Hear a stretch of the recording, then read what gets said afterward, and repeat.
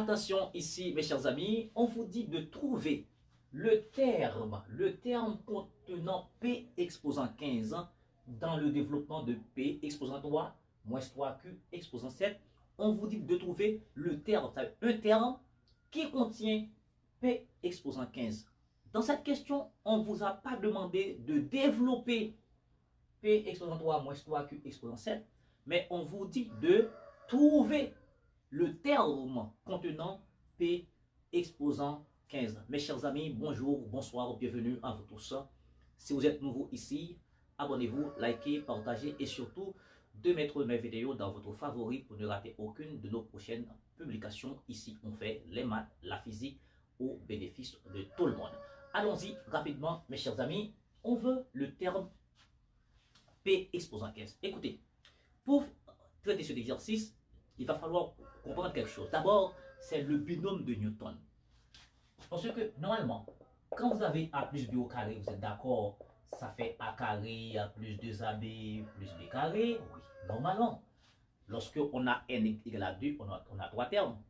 Si vous avez A plus B exposant 3, ça fait AQ plus 3A carré, B plus 3A, B carré, plus B cube. Vous êtes d'accord, lorsque vous avez 3, vous avez 4 termes. 1, 2, 3, 4. De manière générale, si vous avez A plus B exposant N, A plus B exposant N, la formule générale, c'est somme sur P. Alors, je peux appeler ça somme sur R égale à 0 à la N. Je pourrais dire P, parce qu'il y a un P ici pour éviter une confusion. R égale à 0 à la N. Combinaison de R dans N.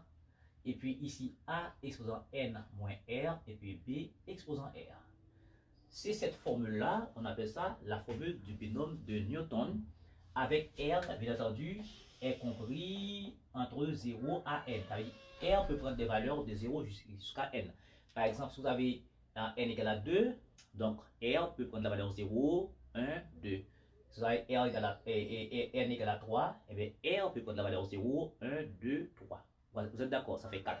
Donc ça veut dire pour 2, on a 3, pour 3, on a 4. Et bien pour N, on aura N plus un terme.